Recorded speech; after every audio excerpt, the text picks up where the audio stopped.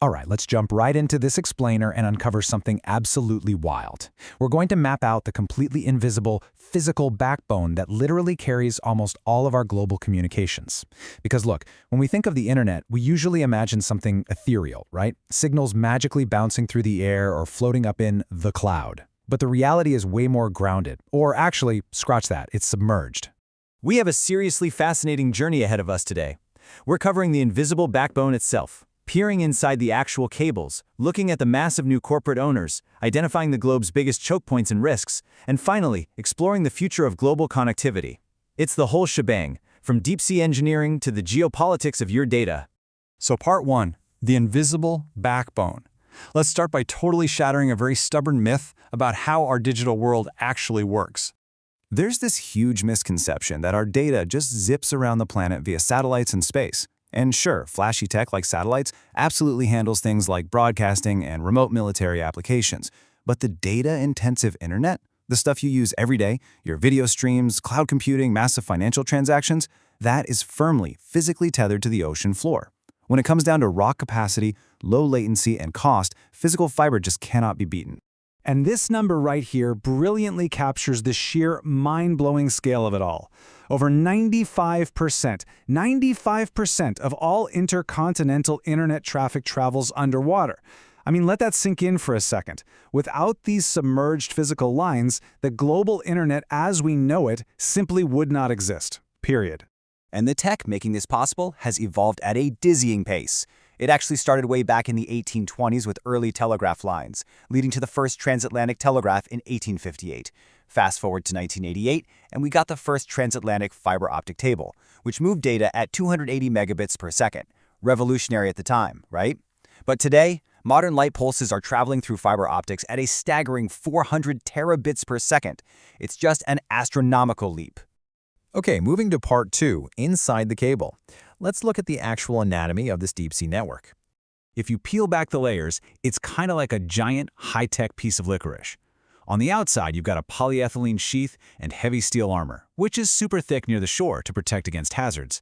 Go deeper, and you hit a copper conductor, some polycarbonate insulation, and a steel strength member. Finally, dead center is the hair-thin fiber optic bundle that actually carries your emails. And here's a fun fact. The sections way out in the deep sea are actually thinner and lack the heavy armor, because the crushing water pressure of the deep ocean is so intense, it practically protects the cable itself. But you're probably wondering, how does a tiny light pulse survive a trip across an entire ocean without just fizzling out?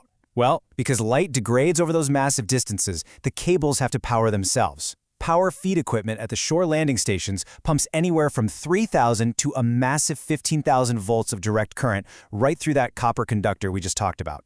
That juice powers deep-sea signal repeaters spaced out along the ocean floor, basically giving the data a little push to ensure it makes it to the other side.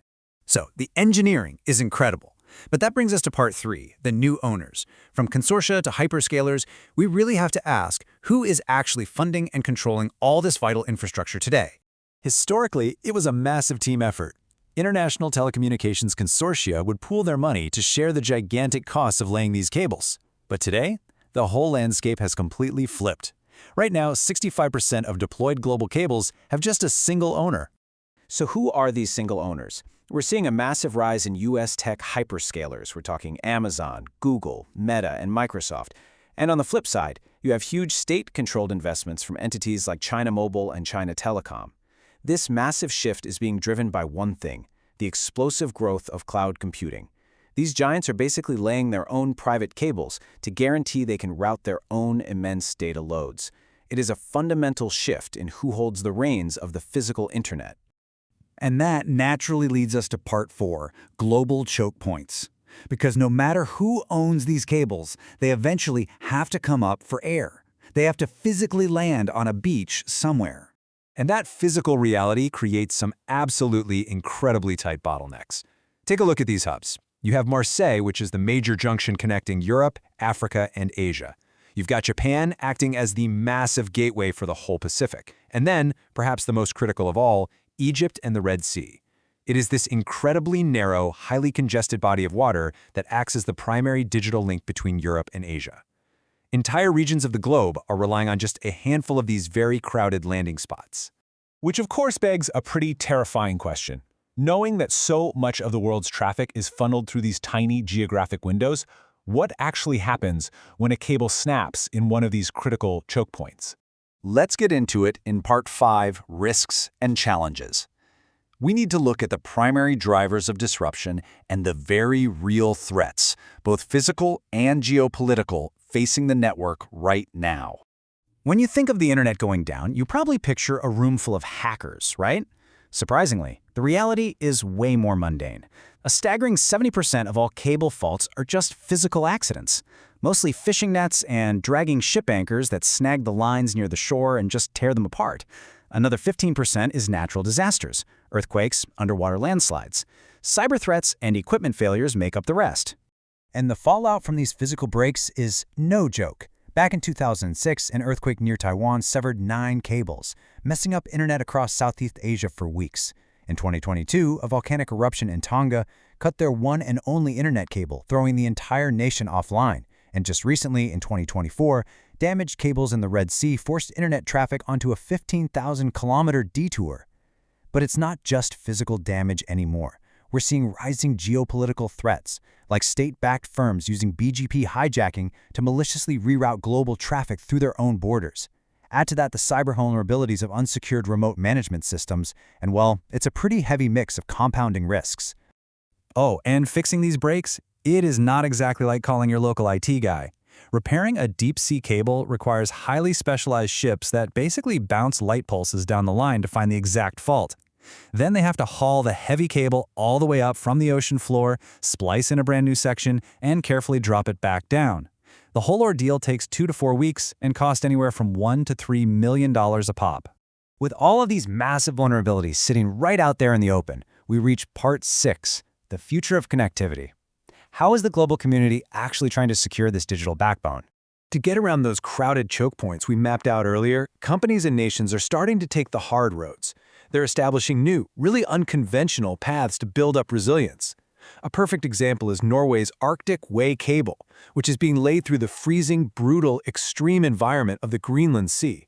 We're also seeing new routes cutting across the Caspian Sea. The idea here is redundancy, making sure that one rogue ship anchor or one earthquake can't accidentally take an entire continent offline. But laying new paths is really only half the battle. As the Atlantic Council points out in a recent report, the tech giants currently dominating the space bear a massive burden here. The quote reads, Amazon, Facebook, Google, and Microsoft have an elevated responsibility to protect these systems' security and resilience. They have a direct ownership stake in the infrastructure and profit from it. Essentially, if you own the pipes, you need to heavily invest in securing the landing stations and the remote management systems from both physical and cyber threats. So, as this physical internet continues to snake its way across the ocean floor, evolving from old copper telegraph wires into hair-thin glass fibers carrying the literal weight of the modern world, we're left with a pretty profound question. With tech megacorporations and state-backed entities rapidly buying up the seabed, who do you trust to guard the physical keys to our connected future? It's definitely something we all need to keep our eyes on, even if the infrastructure itself stays hidden deep underwater. Thanks so much for joining me on this explainer. I hope you found it as fascinating as I did.